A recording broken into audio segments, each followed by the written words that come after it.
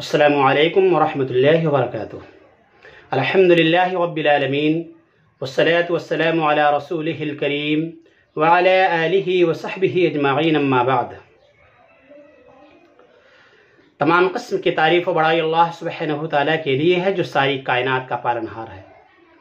درود و سلام اللہ کے تمام انبیاء و رسل پر، خصوصاً آخری نبی جناب محمد الرسول اللہ صلی اللہ علیہ وسلم پر۔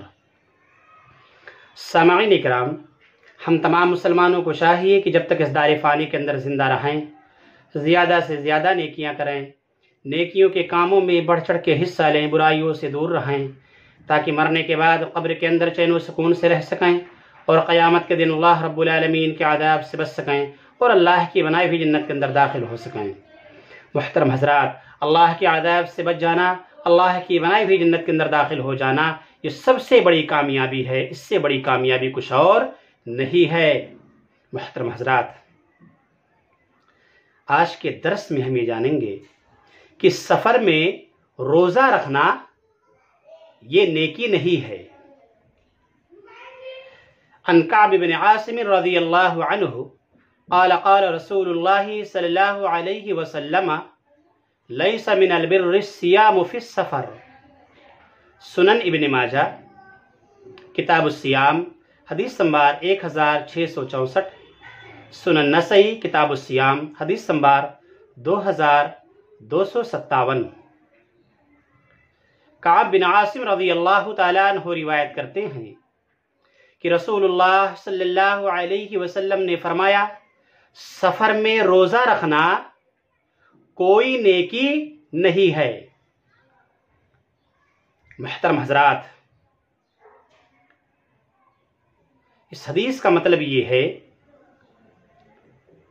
کہ اگر سفر میں روزہ رکھنے میں دشواری اور پریشانی ہے، روزہ رکھنے کی وجہ سے بیماری کا خطرہ ہے، تو بندے کو چاہیے کہ وہ سفر میں روزہ نہ رکھے۔ لیکن اگر سفر میں آسانی سے بندہ روزہ رکھ سکتا ہے، اسے کوئی پریشانی نہیں ہے، بیماری کا خطرہ نہیں ہے، تو اسے چاہیے کہ وہ سفر میں بھی روزہ رکھے۔ لیکن اگر سفر میں روزہ رکھنے میں اسے دشواری اور پریشانی ہے اور بیماری کا خطرہ ہے، لوگوں کی پریشانی کا وہ ذریعہ بن سکتا ہے، تو اسے چاہیے کہ وہ سفر میں روزہ نہ رکھے، سفر میں روزہ توڑ دے اور بعد میں وہ قضا کر لے۔